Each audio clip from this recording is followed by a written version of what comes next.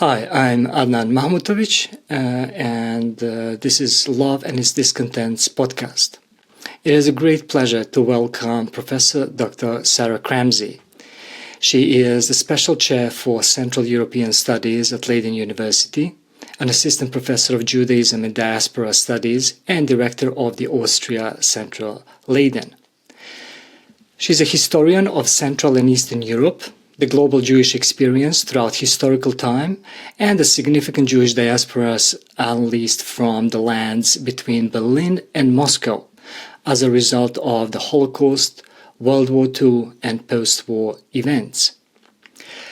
Her first book, Uprooting the Diaspora, Jewish Belonging and the Ethnic Revolution in Poland and Czechoslovakia, from 1936 to 1946, was named a finalist for the Ernst Fraenkel Prize for the Best Book on the Holocaust.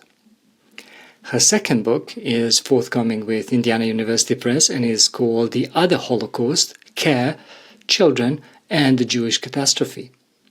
And she just received a grant to be the principal investigator of a project entitled A Century of Care, Invisible Work and Early Childcare in Central and Eastern Europe from 1905 to 2004, or CARECENTURY. Sarah, welcome. Thank you so much for having me. Absolute pleasure. This has been a long time in the making, this conversation. We met a couple of years ago. We met at a conference to which you invited me. And you invited me not just as a researcher, but also as a writer and someone who was writing about refugees. And this is your work. It was a beautiful, small, kind of intimate, intense symposium, conference, and I just fell in love with your work. Thank you. The very idea of it, it just spoke to me, so kind of struck some deep chords in me, and with everything I was doing as both as a researcher and as a writer, perhaps more as a writer than as a researcher, I would say, which is perhaps why I liked it that much. So it felt interesting, substantial, and personal at the same time. It just felt so important. And instead, I decided to call this episode "Love and Diapers." So I hope that is okay. I hope that is okay. Yes, I'm happy to talk about love and diapers. Yes, because we don't usually associate like a diaper that is filled with something yes, with love, but in fact, one might say this is the highest form of love. Yes. I would say so too, and in fact, if we go to diapers, I would like us to. I love starting with something concrete, something that is very tangible, and something everyone can understand, because I think that's where love lies, not just in this these abstract definitions and so on. But I am going to force you right now to begin with. Well, maybe not a definition, but I want to ask you, what is love for Sarah Cramsey? Thank you. That's, such a great question. So what is love for Sarah Cramsey? Well, usually when I don't know what to say, I lean on a poem. So I guess in this case, I'll lean on an E. Cummings poem, which you might have heard, which is, I carry you with me, I carry you in my heart. And this is a beautiful poem. It's very short. And he talks about the essentialness of the connection that he has to the person that he loves, E. Cummings. And he says in the second part of the poem, this is the nip of the nip of the bud of the bud of the root of the thing called life. I carry you with me. I carry you in my heart. And I think that if we think about love, there's something so incredibly essential to life, right? How does life begin? How does life get nurtured? But if we want to think about love, the way that I'm thinking about love these days, of course, We can think about all different types, but the way that I think about love these days is it's imbricated in the species that we're a part of, and it's imbricated in just how life goes forward. That there's nothing we can do about it. We're to draw on some historical philosophy. We're thrown into, as Heidegger talks about, we're thrown into the lives that we have. We're immer schon in der Welt. We're always already in the world. So we can't really control the parameters of the life that we're given. And in what's so interesting in that sense, like love needs to be, I think, understood in that inevitability of not really knowing, of not having full control. And so I think that love, there's really an element of love that we just can't control. And I really appreciate kind of thinking of it as something, love is something not just that we say, something that we do. So what are the actions that add up to loving another human being? I couldn't imagine a more beautiful opening than this. Really, E. Cummings, who I've read and taught myself, and that absolutely stunning poem, which compresses all that which you just explained. But and I love the sense of not being in control, right? Because it says a lot about who we are as individuals, and this notion that we want to control our identity, where we come from, where we are going, and forget that we are a part of this flow of life, as you said, life, that we are part of this flow, and that we are responding to things, and this is something I've felt, of course, as a refugee. Then you have no control at all over anything, really. And I know that's what you've researched as well. So I think we can actually go back straight to the diapers, because that is something you absolutely have no control of. None. You don't control who puts diapers on you, who changes them, how often. Do you even have diapers? Right. I mean, none of that. Yeah. None of that. And what I find, so my research now has really taken a turn towards early childcare. And one of the things that I'm so interested in when you think about early childcare is obviously this research resonates really well with caretakers. So when I meet people who have children of their own, or I meet people who work with children, and often the people that are working with children are women, often they're underpaid, often they're not really recognized. They can kind of blend in with the background, so to speak, even though they're the ones that are really, we can argue, keeping society going. But what I find so interesting about this invisible work of care, I'm often thinking about it not from the lens of the caretaker, although I do that. I'm often thinking about it from the lens of the very little human being that we all were. So we all of us that have lived past the first few years of human life, we've all shared that experience. It's a collective experience of humanity, of our current humanity and humanity in the past, and none of us have any memory of it. And I find that to be, as a historian, so I'm a historian. As a historian, I struggle to define the collective importance of the past. That's what I think a historian should do. And when I think about this, it presents this huge methodological quandary. How do you write the history of something where the person at the center of it has absolutely no memory of it? So I'm thinking about diapers, the people that are like doing the diapers and the people that are getting the diapers on like their tiny little behinds. A fun fact about diapers that I learned recently. So in Budapest, in District 8, all of the creche there, and I imagine a lot of the creche or the daycares elsewhere in Budapest, up through the 1990s, washed all of the diapers this one creche that I visited, they washed upwards of 800 cloth diapers a week.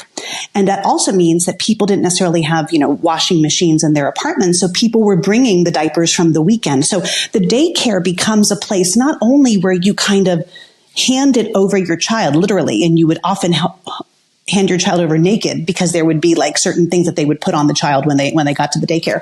But it was also a place where you brought the dirty diapers. And I recently visited the Museum of the Creche in Budapest, which is this fascinating museum where they showed me the device that you use to kind of clean the diapers, like in the hot water and the bleach. Could you imagine 800 diapers a day? Cleaning 800 diapers a day, and that's your job day after month, after year, after decade. And this idea of like what we do to contain human poop or pee, like it's an incredibly enveloping thing. And when you're in it, as you know, because you have son number one and son number two and daughter, I should say that one of the ways that I found your work, I was drawn to you not only as a writer and a researcher and an academic, but your social media presence and how you talk so openly about your family and how you say funny things like, well, wife said to me, or son number two said to me. And I'm like, who is this person that's just like telling the world that his wife is insulting him? And by the way, I can't wait to meet her. She sounds wonderful. She does. She is, yeah. But, it's so interesting to kind of think about just the hard work of diapers and how we write a history of diapers, especially in places like communist Europe, where we really didn't have diapers until after 1989. We might have had some in the 1980s. In fact, there was a huge diaper shortage in Warsaw in 1984. And mothers came out on the street because supply chains were interrupted and they weren't able to get like the disposable diapers that they were used to. And it's so interesting how for that part of your life, when you're a caretaker, that's one of the most important things in your life. Do you have diapers? Do you have enough? And it's interesting how quickly that fades once your kids are out of diapers. And, it's almost like a coping mechanism because it's so traumatic to be a caregiver of a very young child, just as it's very traumatic to be a young child wearing diapers. Absolutely. And from our point of view,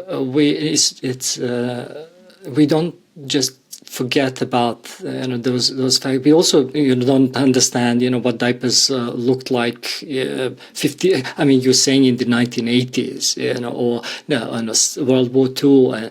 Because in fact, today I spoke to son number one, and he asked me about this interview. I said we're going to talk about diapers, and they were like, "Okay, what the hell, Dad? I mean, you are weird, but are you that weird?"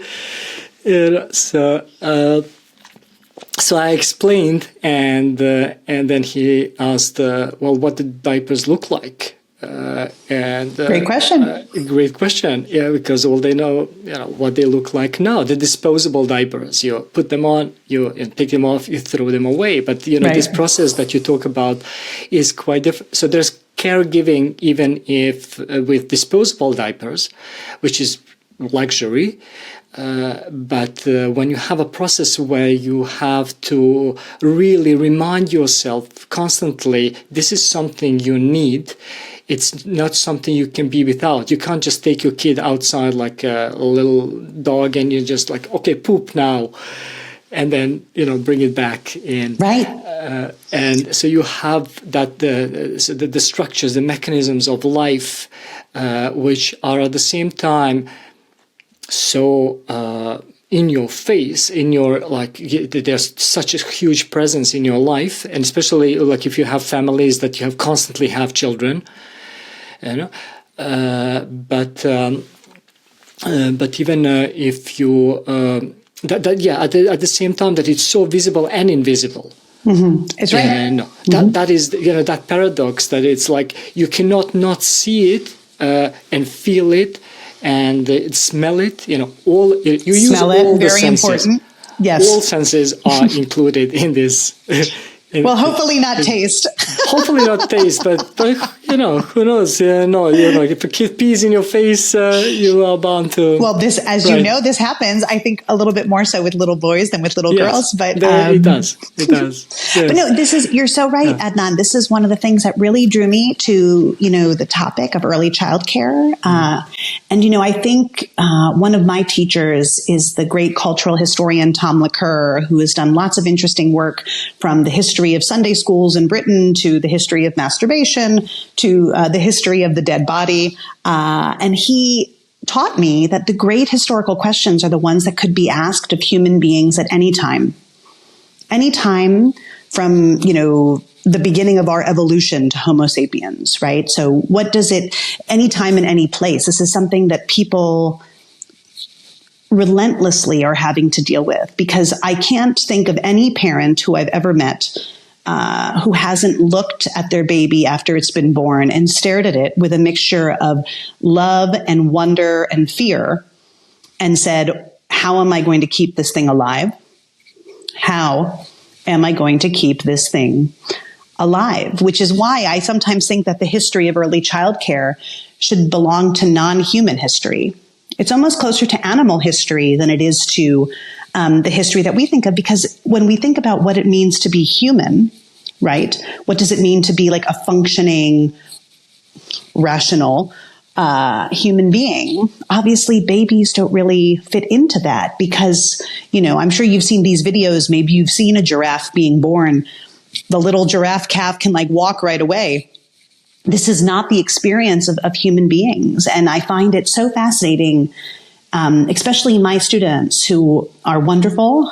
I really, really appreciate my students, but they often are completely clueless when it comes to questions of early childcare and what breastfeeding is like, what diapers are like, what does it mean to give birth, and these, it's kind of a shame that we're not necessarily explaining at a very, very young age, how difficult, how relentless, how unnatural some of these behaviors are, and to really press people to be like, what assumptions do you have about early childcare, about maternal superiority, about the role that the father should have, about how long people should breastfeed. This is something else that is really fascinating me about my work, is how people seem to have very deep inside of them ideas about what early childcare should look like, and they don't even realize it until it's spoken. Yes. So all this invisible work, which really, as you say, it constitutes the bulk of everything, of history, really, but it's not history. It's crazy, isn't it? It's crazy. It's absolutely insane. Like I'm doing some event here, right. I'm commemorating something, and that's an event, that's historical event. There are pictures and all that stuff, right? But that's just a drop in the water of this invisible, which is real history. And also, too, like humankind, as you say. Human, inhuman. I love this, that it's almost inhuman. It's almost inhuman. I mean, have you ever looked? I mean, there's a reason babies kind of look a little alien. I mean, if you look at it, the history of the fetus, right? This is something, where do we put that? Where do we write the history of unborn life? And this gets into very interesting moral questions about, well, when does life begin? And of course, these are political questions, because states and societies and communities around us are making decisions about what pregnant bodies should and should not be able to do with what's inside of them because of questions about when life begins. But I'm very interested in how views on these issues, which are timeless, are really quite contingent, that they really change a lot over time. And also depending on where you're looking, which is why I'm so happy in this new project to look very broadly across Central and Eastern Europe. So from Salzburg to Sarajevo to St. Petersburg, kind of looking across many different populations, different ethnicities, different nationalities, different religions, different social classes, and to really try to understand, to what extent caring for the very, very young is something that is shared across those spaces and across 100 years. Yes, and this sharing, I think, we always find things that separate us, that split us apart, that make us look at each other different. And in these cases that you mentioned, it's not just between different ethnicities, religions, nationalities, but also mother, child, father. Right. Within the system itself, you're supposed to be taken care of and taking care, but there is so much about carelessness. Right. In these, and when you describe, let's say, these social and political decisions about people's bodies, about what it means to be a mother and all that, a lot of times in the discourse itself, they speak as if it comes from a place of love, but it doesn't. No, it does not necessarily. It does not. No, right. so it's like, oh well, we care for pregnant women, and pregnancy starts here, and the baby is alive here, and it's all that discourse as if it is about care, and none of it is.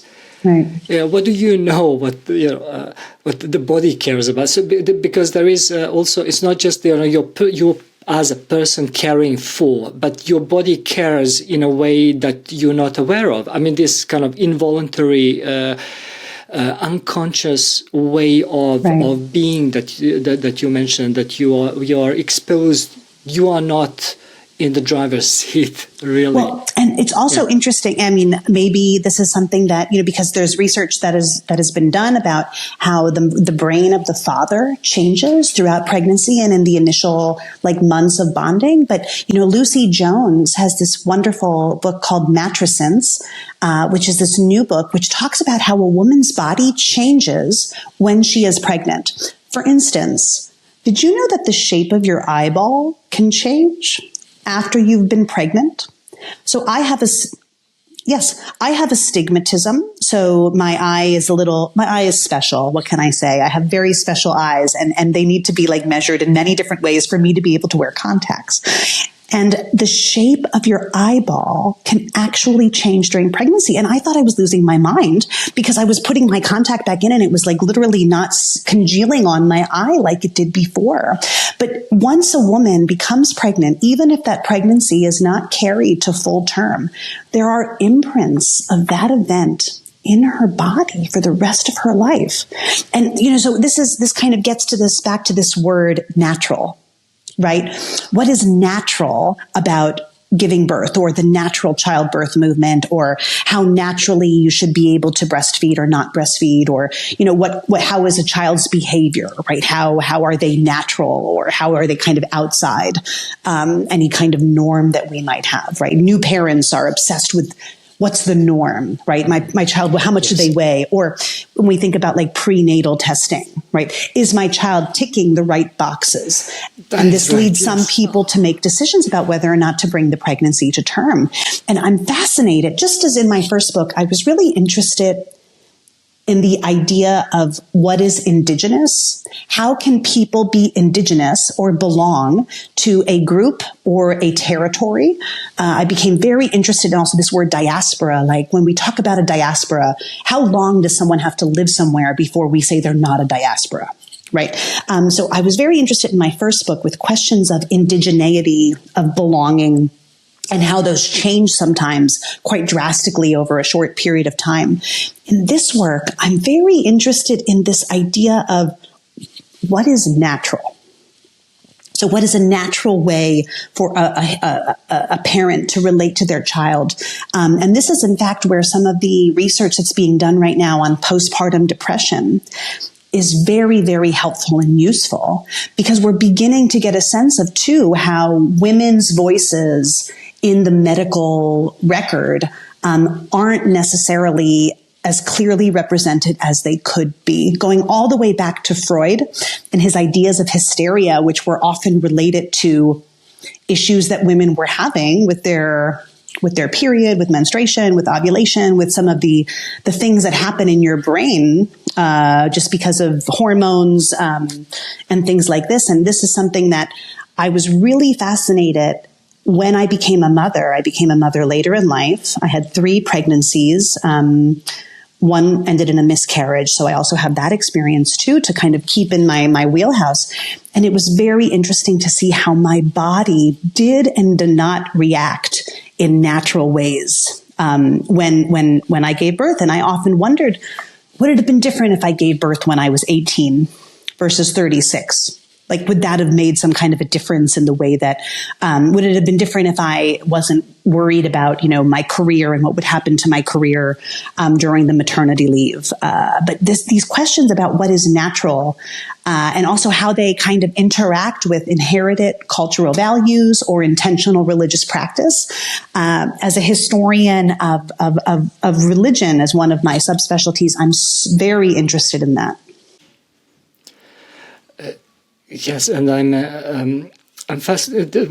You said so much about this kind of the change, these kind of mutations in a sense that I did not know this about the eyeballs. That sounds so extreme. Like, why would that even happen? The shape of the eyeballs, that doesn't make any sense whatsoever. I did read that depending on the sex of the child, if it's a male fetus or a female fetus, depending on the hormones, that can actually affect the body of the woman. Interesting. So that she can get more.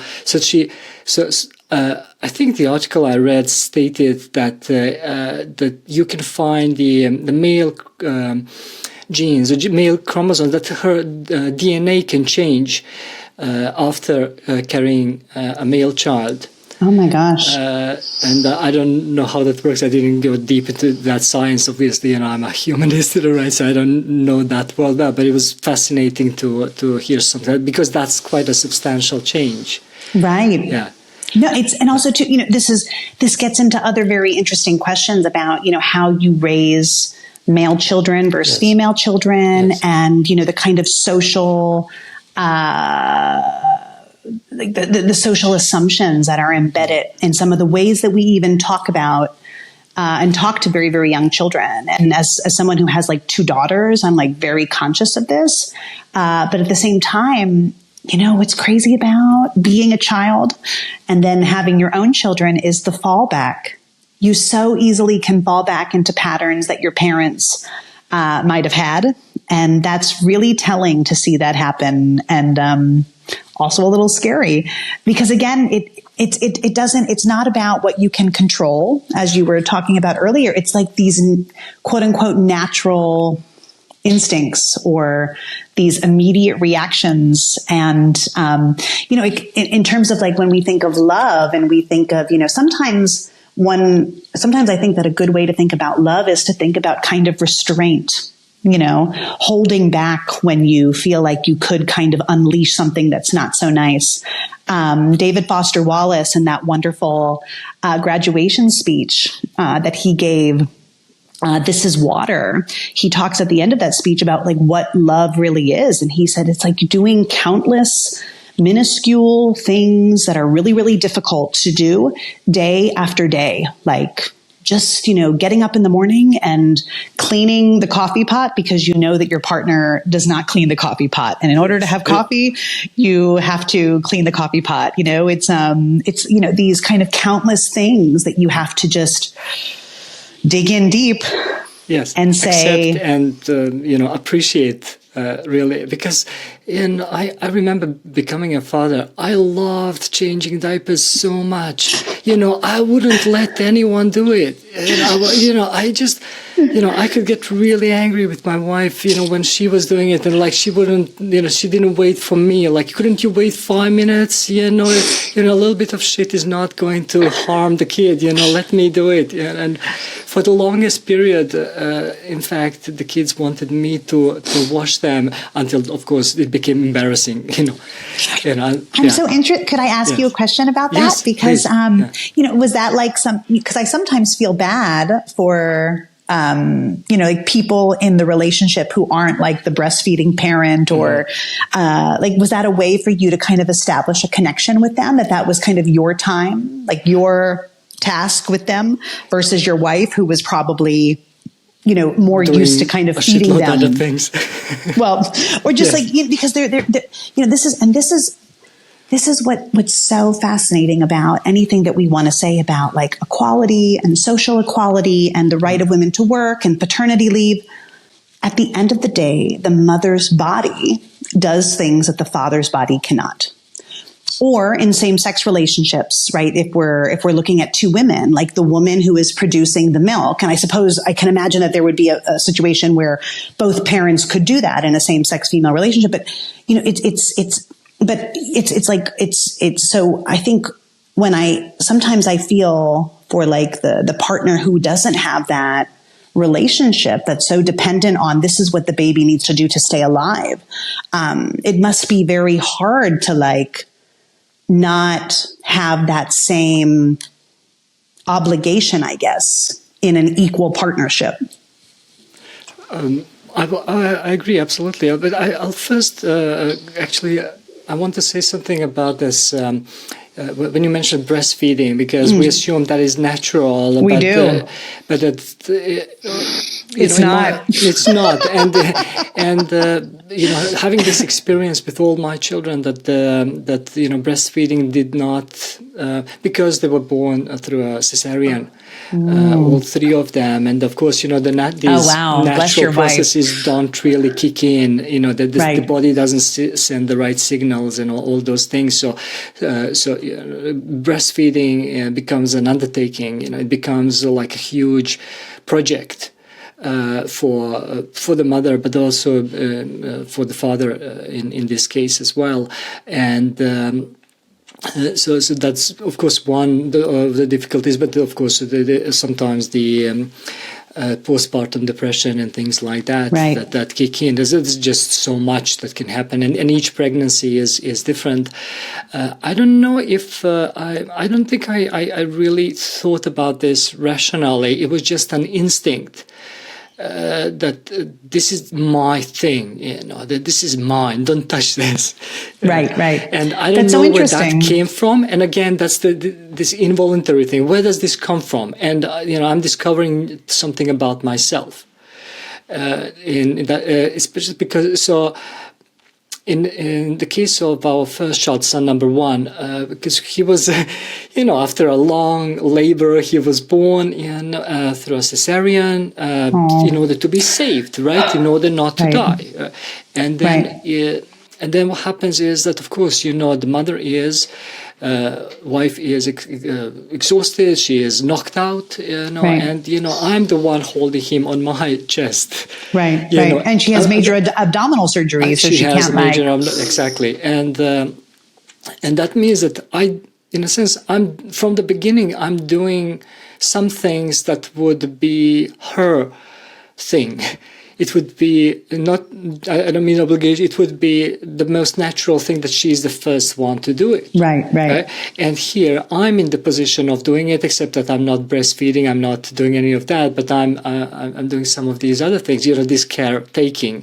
And I don't know if that woke something in me, but that was a unique experience for me. I don't think I even shared it with anyone. It's probably didn't tell anyone until this is probably the first time I'm sharing it with. Thank you for sharing it with me. That's so interesting. Yeah, but it was a thing in my family, and that even after the diapers, they would go to the toilet and they would call me Dad. I want to be, washed, and I'll do that until it was obviously embarrassing and that stopped. Right. I miss it so much.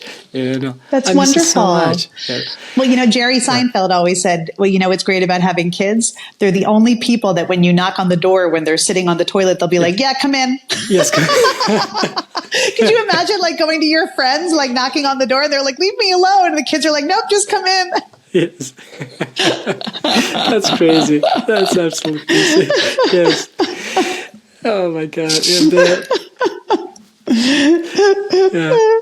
But that's beautiful, because again, that is about this not being in control, right? And just doing things that feels natural. But then it becomes, of course, it changes. I love what you said also about that things change from time to time, from generation to generation, from a place to place, depending on what's.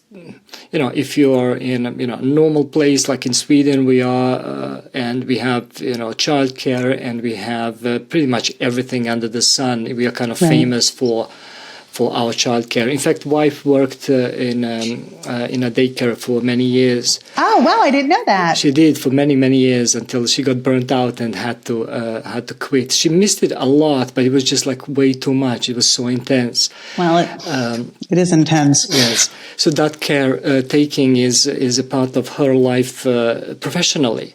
Oh wow, that's so interesting. But also mine, because I used to be a carer for people with brain damage.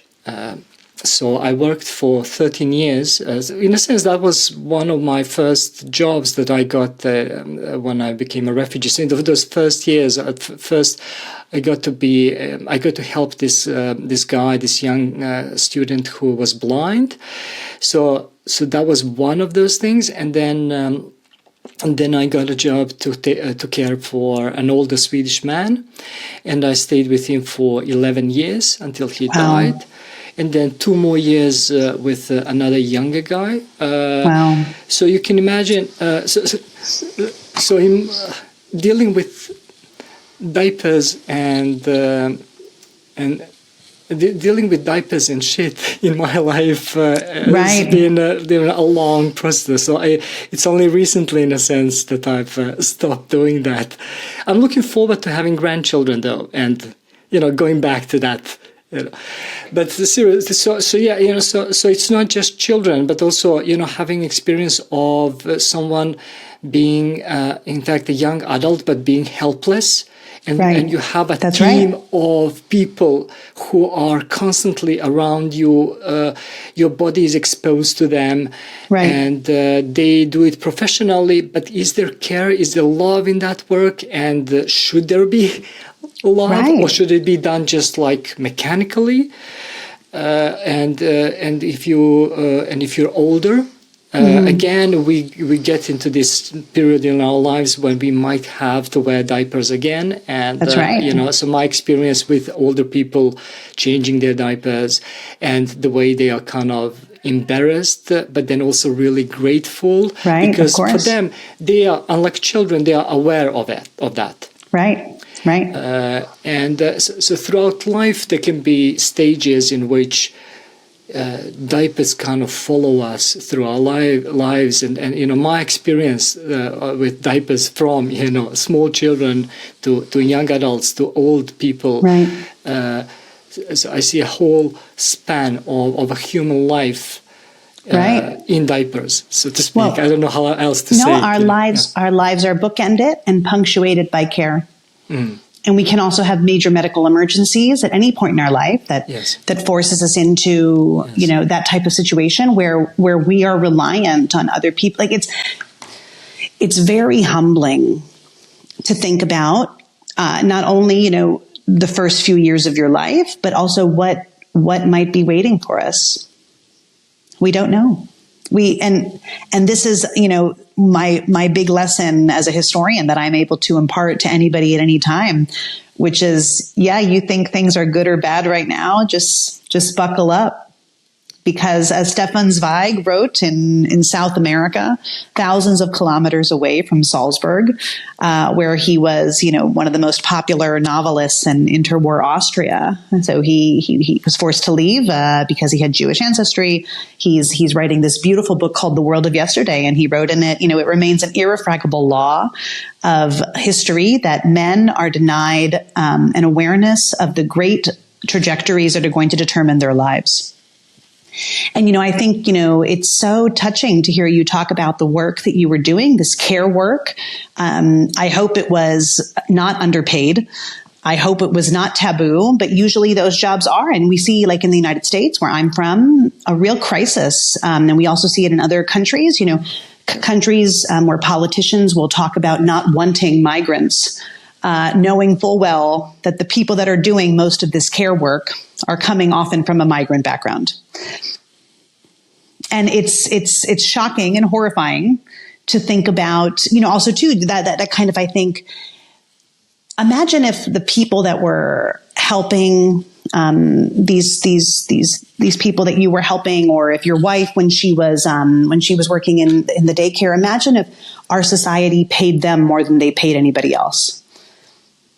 What would be different about our society? How would that society look if we really sat down and tried to quantify how much work it took? And I think, there's the tendency to look at the work that is associated with that kind of caregiving and to see it as like mind numbing and just methodical, and that it's not, meaningful or doesn't need like an expertise in a specific way. And, to go back to this really interesting question, like when you're doing care work, how much of that is informed by love? Like how engaged are you? At the conference that we met at, one of the participants talked about the unengaged caregiver, right? The caregiver who might not really enjoy like what they're doing. Wisława Szymborska talks about this in her Nobel Prize speech in 1996, where she talks about the people who have to do certain work, and that this work is maybe loveless, and that this work is not what they want to do. But we haven't, with all of the technological innovations we've had in our society,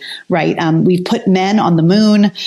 We have these, satellites going around that are connecting us all together. We haven't found any way to make that kind of care work any easier, because at the end of the day, there is no way to robotize that.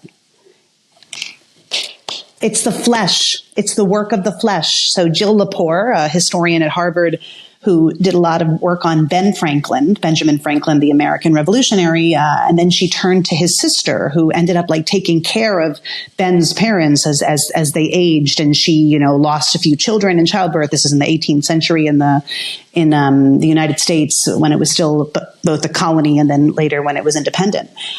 Work of the flesh, like there needs to be that contact. And so if we're asking ourselves to what extent that work is always like informed by love, I mean, maybe that's a good way for us to think more about, that at a very basic level, maybe love is human contact.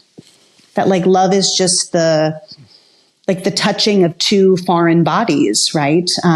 My daughter, she has the softest skin I've ever felt, right? When my older daughter was born, I remember looking at her face and thinking, oh, I'd do anything for her pores. Her pores are amazing. Like, look at her beautiful skin, right? But there's something so tactile about that work. And it's interesting how quickly that work could become abusive.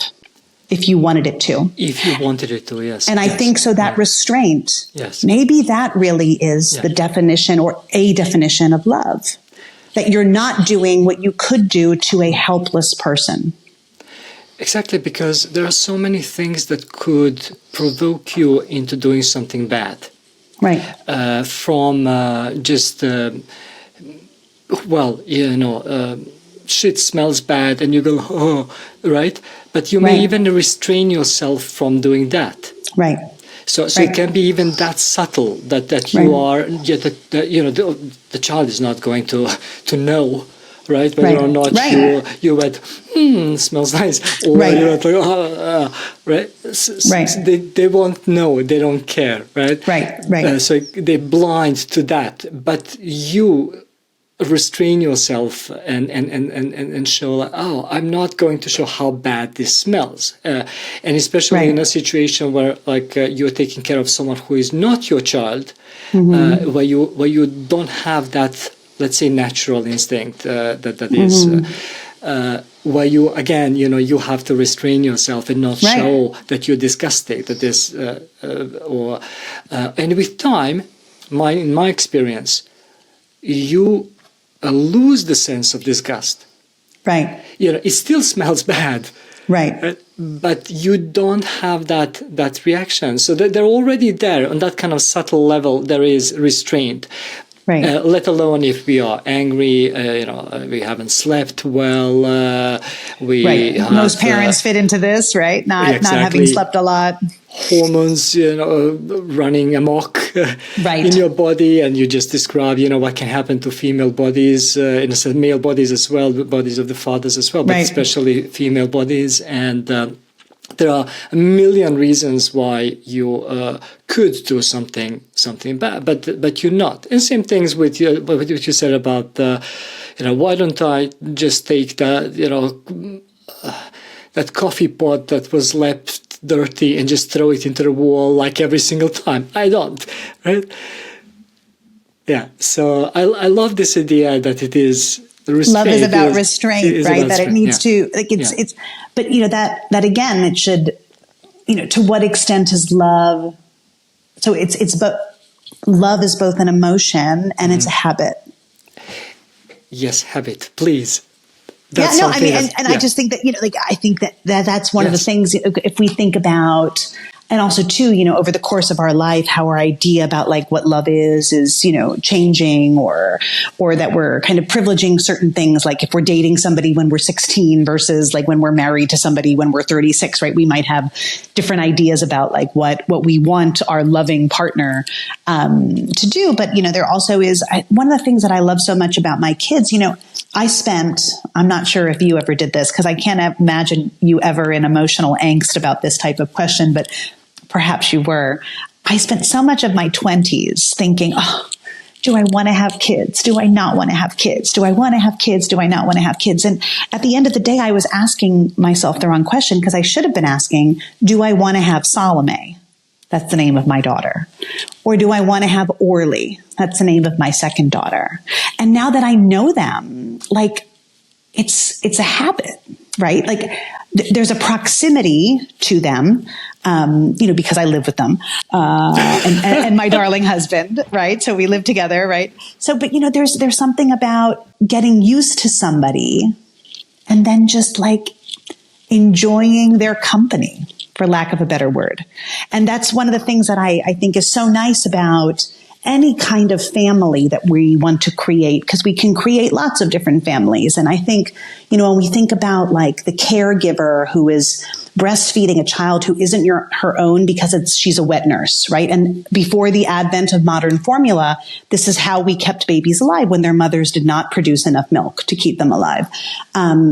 How could that relationship not have sparks of love and attachment and joy? Not all the time, of course. I mean, joy is not supposed to be something we feel all the time, or it wouldn't be exceptional. Okay. But, I think so much about like the emotional attachment of love can be undergirded by like the habit of love. And that's something that I think is really great about kids, if they're your own or not. But when you're forced to take care of something that doesn't have any ability to take care of itself, what's your reaction going to be? Yes, definitely, and habit, I think, is an extremely important word here, because it sounds bad. It sounds something like boring, not very exciting. In fact, unpleasant. Right. But I do agree that, because how do you know that you actually love someone? Is it because you don't mind the habit? Right. You don't mind that you have accepted that it is something that, of course, you want moments when there is, big emotions and joy and all kinds of things, which there's never a lack of that, especially with children, big emotions, but just this kind of sense of that habit is how you also show love, because it is sustaining something through time. And that is care. Care is also defined as, sustaining something through time. And it's not just something you feel in this moment. And especially with, I'm a big kind of, I love these notions of that are, Like, do you know, because you quoted poetry and you've quoted David Foster Wallace, and I just really love that you have access to those kinds of things. If I was really smart, I'd be a professor of literature. But since I'm not, I'll just be a historian. I think and if I was very brave, I would be a writer about myself, which is something that you, I think, do really beautifully. Well, maybe that's coming. Yeah. I don't know about that. We'll see. We'll see what Salome and Orly say about that. Maybe they will push you into it. Right. Mom, you're a closeted author. A closeted author, right? Yes. Yeah. In fact, I think that would be awesome, because I think you would have a lot to say. There is this line which I have used a number of times, in fact, in this podcast, because it's also something that I've used in my course called Love and Its Discontents, and it's from a short story by Raymond Carver, What We Talk About When We Talk About Love. I don't know if you've read that one. Basically, it's just four people around the table. They're drinking and talking about love. They have different definitions of love. So each one of them has their own definitions. And the main character, who is not a very nice type, he is a heart surgeon, so he gives himself the right to speak. Yeah. And there is this moment where he says, his wife and he, in addition to being in love, they also like each other and enjoy each other's company. And I was always curious about that one. So you're in love, but you can be in love but not like each other and not enjoy each other's company. Right. So when you said now that I like them and I enjoy their company, it really reminded me of that. It really kind of went to the heart of that, because you really distinguish between love, these big emotions, these big words, and this habit of liking and enjoying someone's company. But don't you find people to be really annoying? Yeah, I mean, people overall are incredible. So when you like the people you live with, it's like a huge coup, because you're like, oh my God. It is. Yes. I like this. This is, and I said to my husband the other day, I said to him, just like a passing moment on the stairs, I just turned around, I was like, oh, I'm really glad I like you. And he's like, what's wrong with you? Of course you like me. Of course, right? Yeah. But I was thinking, like you said, very more deeply, imagine if but that's really, this is, of course, that's why being human, I think, is so perplexing and so wonderful, right? I mean, human beings, we're just, what does Dostoevsky say? Human beings are the only thing in nature that will consistently work outside of its own self-interest. Oh, yes. Human beings will do things that, drink too much or take crazy drugs or do silly things, that is not in their biological interest, i.e. keeping them alive. Right. And this is human. That's why it's kind of you to say that I might have something to say as a writer, but this is why I just enjoy so much focusing on other people, because I just find human beings to be endlessly fascinating. They're endlessly fascinating. I do too. And in fact, as a writer, I always thought that other people were more interesting than me. I've written some of these autobiographical essays. A lot of times when actually people asked me to, but for the most of my career, I've been just fascinated by other people, and always thought, other people have far more interesting stories. Even in your autobiographical things, you're really talking a lot about other people, because there's other characters, right, that you're referencing in your collections. And that's right. Yes. So it's true that you're kind of what I find so great about your writing and this wonderful article that you wrote recently for the Journal of the International Migration Review is that you're kind of like a tertiary character sometimes in some of the things that you're talking about. And you're kind of, observing yourself talking to your father or talking to somebody else or imagining certain conversations. And I think it's so interesting to kind of think of ourselves off to the side and what's happening where the center of the action is. Oftentimes in our life, the center of the action is not really necessarily within, what we're doing that moment, because decisions are being made both locally and globally that are really impacting the trajectories that we take and the decisions that we are able to make, right? Absolutely. So for most of the time, you're not in control, and especially if you're exposed to those kinds of things like war and become a refugee, and we've spoken about this, and this fascination. I mean, I to begin with, I thought that this kind of this human intimacy was impossible, and I thought, maybe that was the effect of the war, but then, everything I've done in life, these meetings, like this meeting with you, for instance, has consistently throughout my life proven me wrong. That's interesting. Because why would you're there, you're an American in the Netherlands, you are a historian, you are all these categories, right?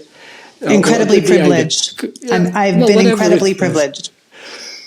And, why would you get interested in me, and, I meet you and it's like, oh, Sarah is so much more interesting than I am, and I really like her work. And you say, oh, I like your work. But no, I think your work is better. It's almost like one of those sketches, like Abbott and Costello here, going back and forth, back and forth. Yes. Who's on first? Yes. I'm a huge fan. No, I'm a huge fan. Well, it's really cool. But this is one of the things. I mean, of course, there's so many bad things that are attached to social media. So that's a disclaimer. Yeah. But if it weren't for social media, I don't think I would have ever really gotten to know you. Like, I would have been able to read your work, and I would have been able to I could have watched you give lectures online, of course, but there was something about being able to see the way that you talked about your life that I just found so refreshing. And that's where social media has this niche to do good, I think, really, and also just to be able to see the things that you're reading, the things that you're referencing, what's on your mind, what's in your feed that day. What do you think it's important to share with the world? That's once you kind of have, once you kind of trust that person and appreciate the things that person is putting out there, everything that you post, it makes me think, and I really appreciate that. And this is something too that we missed during COVID, because we didn't kind of have those secondary or tertiary connections. You and I, we don't see each other in our everyday life. We're not in the same field. We're never going to go to professional conferences together. But it's so important that I get to see what you think is important, so that I can begin to be well, there's Adnan, and this is his experience, and this is his place in the world and his education. And I know that he has a wonderful heart. So if he's thinking that this is important, and I think it's amazing that we can then follow people who both that we know kind of very lightly, but also people that we don't know and never meet, like Anne Applebaum.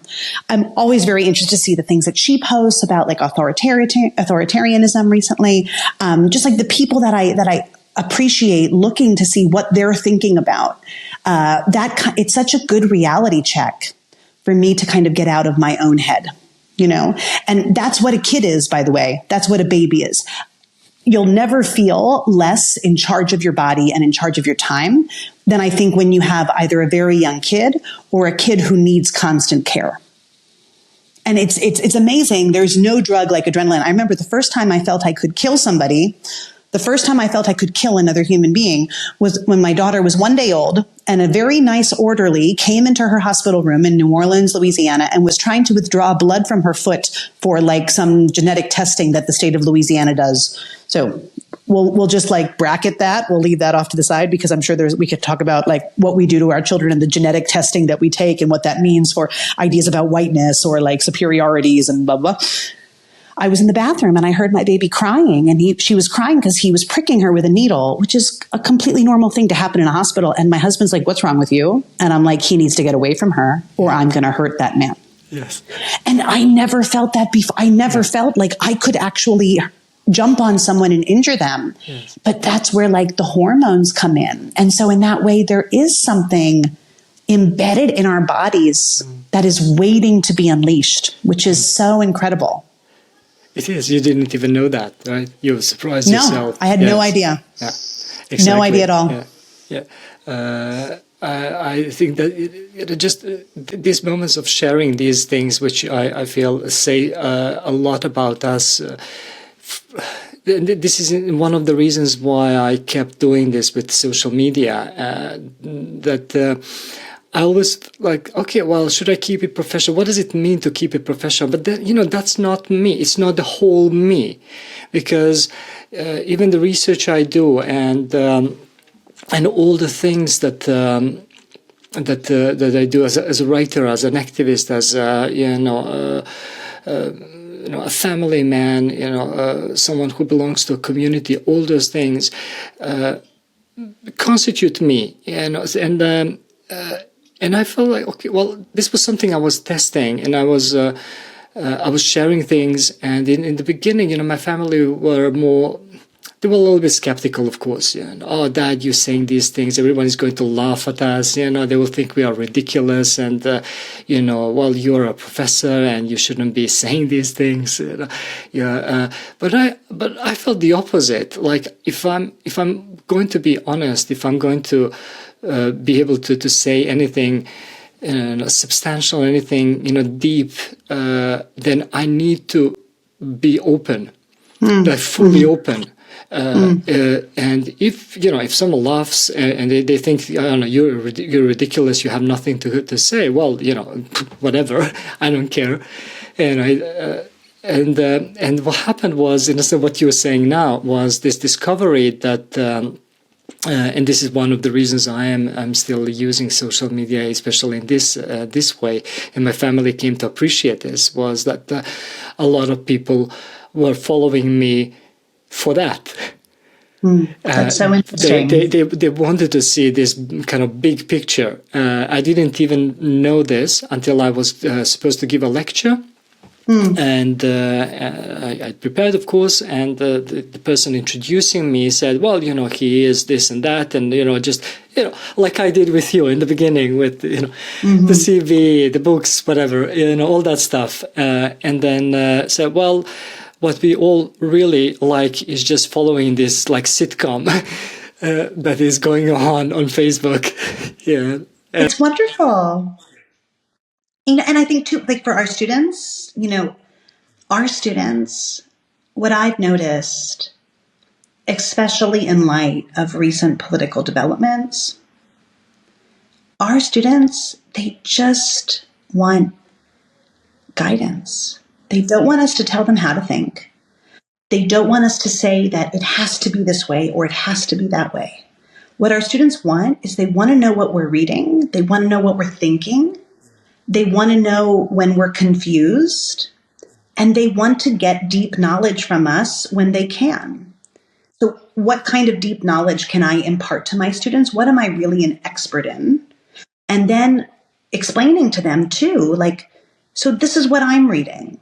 These are the newspapers that I'm paying for a subscription for because they're actually doing really good journalism. And I want to support that. Like, I have a certain amount of money that I can pay for my media, and this is what I'm going to support because I appreciate that journalist and I appreciate that author. And this is one of the things that's so scary when we see how people who work at universities can be put under such a microscope, right? Because often we're not saying these things in class, right? We can't divorce ourselves and when we're lecturing from like who we are as a person, but we're not necessarily being honest to this extent. And for the students that really want to see that, I think that's so important because I have noticed that young people today, they just need guidance. They need help because they don't know what's true and what's not true.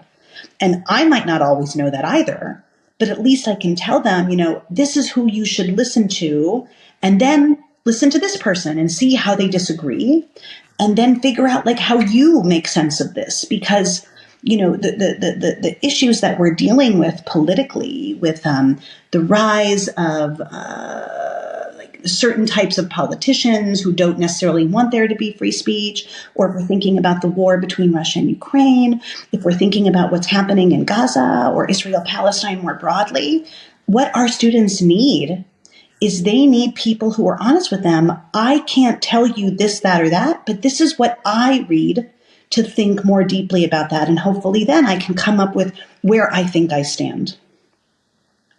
And so that's where that social media presence, that's a voluntary thing that's so important for your students to have access to it if they want to. I agree, and that it is safe to be in your zone. That you can talk about things. That there is still freedom to speak and to talk and not know. Right. Or not always know, and not always know what you feel and why you're feeling it. Those kinds of things, because everything is telling you what you should feel and what you should think. There's way too much of that, and just this sense of empathy, and that's of course connected to caregiving. Empathy comes from that. That how do you learn empathy? And I was thinking the way Elon Musk said that the bug or the virus of the Western civilization was too much empathy. And can you imagine saying something like that? How do you as a historian, luckily he doesn't have any children. So he should change more diapers. So he wants to kind of dodge empathy out of the Western civilization, as if there is enough of it. We see that there's too little of it. And from the point of view of someone like that, there is too much of it. And what kind of a worldview do we have? Yeah. I mean, to be a historian, you have to have deep levels of empathy, right? As Harper Lee says, you don't really know someone until you put on their shoes and walk around in them for a little bit, right? When I really started to understand what was happening in occupied Poland, the part of Poland that was occupied by Nazi Germany in the 1940s, it was the diary of a Christian doctor named Zygmunt Klukowski, who really helped me and my students begin to understand what occupation looked like for everyone. And it's impossible to understand the Jewish experience. It's impossible to understand what happens in Poland after 1945 without really understanding what was going on in Polish society, right? Really trying to understand how everyday individual people were experiencing this really brutal occupation.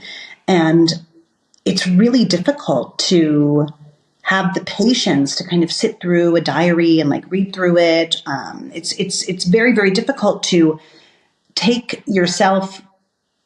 Most likely you're coming from a place of comfort, but not necessarily, but to, cast yourself back to, a horrible time where there's vast human suffering, keeping in mind that this is issues that we have today as we, walk around and go for nice dinners and we know people are starving, and sometimes they're starving a few kilometers away from where you are, right? This is deep, deep, horrible injustice that we have in our world that we're just trying to negotiate it. And I don't necessarily know if I'm doing a good job of it or not. But when I talk about my work as a historian in the past, empathy is so important for really trying to understand what it was like to live at another time and place. And, these ideas about what does it really mean to be empathetic? My favorite rabbi in the Talmud is Rabbi Yossi, who constantly, when he's asked, what makes a good person, he's like, a good person is a good neighbor. If you want to be a good person, be a good neighbor. And this is a category historically that I think we can really plunge into much more, to be what does it mean to be a good neighbor, right? There's restraint embedded in that as well, because to be a good neighbor means you're not going to blast your music. It means that you're not going to, bang on the wall or try to burn down the house or, this kind of thing. But there's something about living side by side with people, and we can think about side by side in both like small ways, but then, a bit larger. What's happening across the town that we're living in, what's happening across the country, what's happening across the continent, the world, right? But, this idea about empathy and really trying to understand why people do what they do. This is one of the things that I think is really hard with young children, because it's hard to know why they're doing what they're doing sometimes. Mm-hmm. Like a toddler, right? Yes. Why are they still fighting brushing their teeth, yes. knowing that we brush their teeth all the time yes. and they have to brush their teeth at least twice a day? Or my older daughter, she would always like think that we weren't going to feed her bottle. And I'm like, have I ever withheld food from you ever in your life? But you see to a certain extent how untrusting the human condition is. And, if we think about something like human nature, the human condition, dealing with very young children really helps us test what we think the limits of that are, right? What is the human condition? What are we really like when we're raw? That's what I think is really interesting. That's what caregivers are dealing with, and the amount of empathy it takes. I don't know how empathy is connected to love. Obviously there's a connection, but I think it's really complicated. And how much of our love springs from, trying to be empathetic towards the other person. Are we more empathetic towards our kids than our partner, than our kids towards our parents? Should there be kind of like an equality of that empathy across all these different love relationships? I'm not sure. What do you think? Oh, no, it's the big questions, really. Is whether or not, so if you start measuring things there and even socially, where you should feel what and to what extent, because there are socially accepted levels. So you are supposed to, of course, love your children more than... Right, and so there must be these hierarchies of love and care. The thing with neighbors, I of course love that, and I have two different experiences with neighbors. And one is, of course, here in Sweden we are famous for not really wanting to meet our neighbors. The stereotype about Swedes is that before we go out, we check if there's anyone in the corridor, and if there's none, then you just kind of rush out. And in case you see someone, then you wait until they're gone. That's a stereotype, but unfortunately, almost all my neighbors in this building where I live now have been like that. So they've actually had kids, and the kids have grown, and I've maybe seen the kids like 3 times when they are like 1 and 3 years old and 7. And then they're getting married or whatever. That's so crazy. Like that.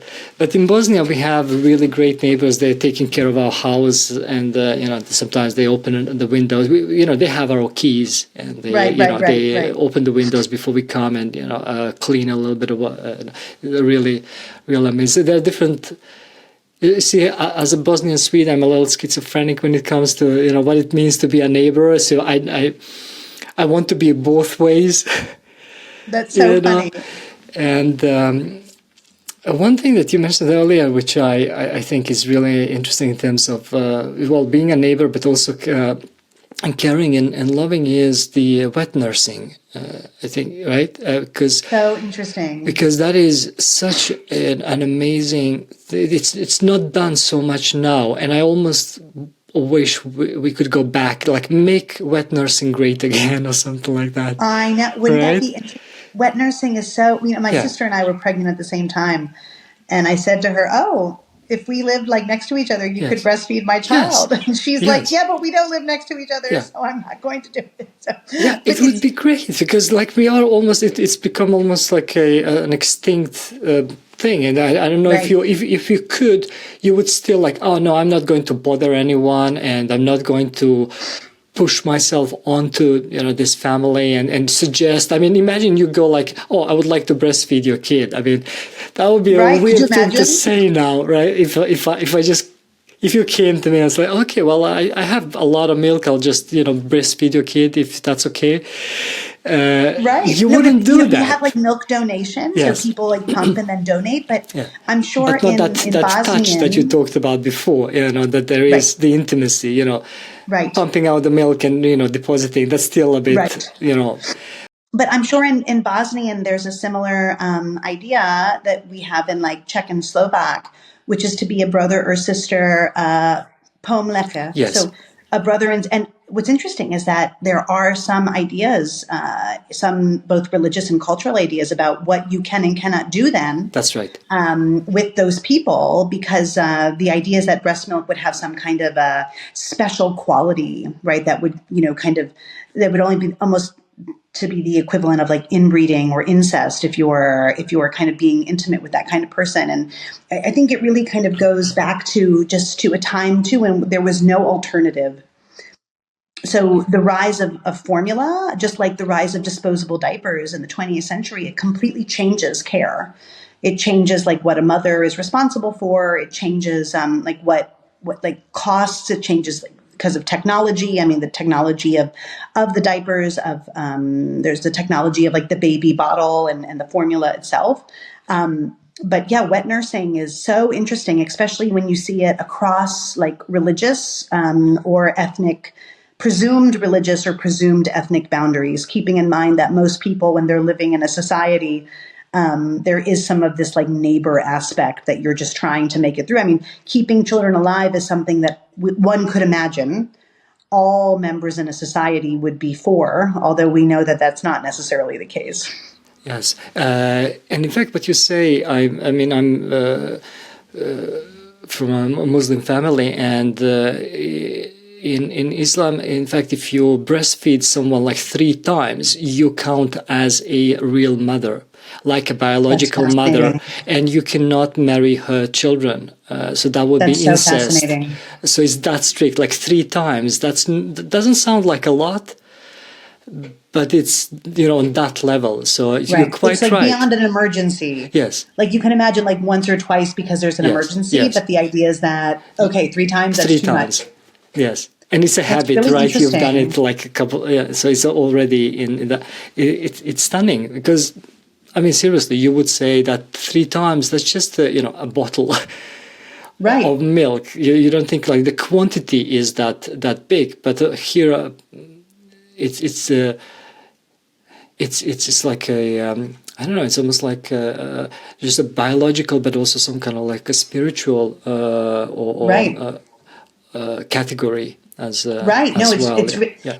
And I think this idea of like a liquid that's coming from a woman, but it's only coming after she has a child herself. There's something that it's always interesting to see what like religious authorities in the past, who are mainly men, but often, unless they're like part of a religious sect that doesn't that doesn't promote celibacy. So let's take the Catholic priests and just move them for a second. Sorry, Pope Leo, we're gonna not talk about you for a second.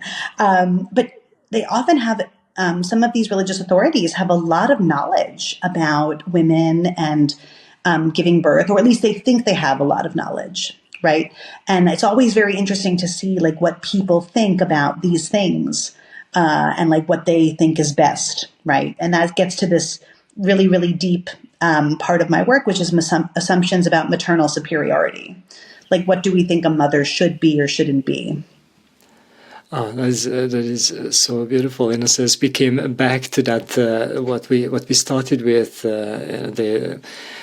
How we think of ourselves and where we place ourselves in societies and politics and all those things, religion and all that. This has been so amazing. This conversation, I've just enjoyed it so much. And Sarah, I cannot thank you enough for talking to me. Thank you. I hope your son learns a lot about diapers when he listens to it, as I'm sure your son listens to all of your podcasts.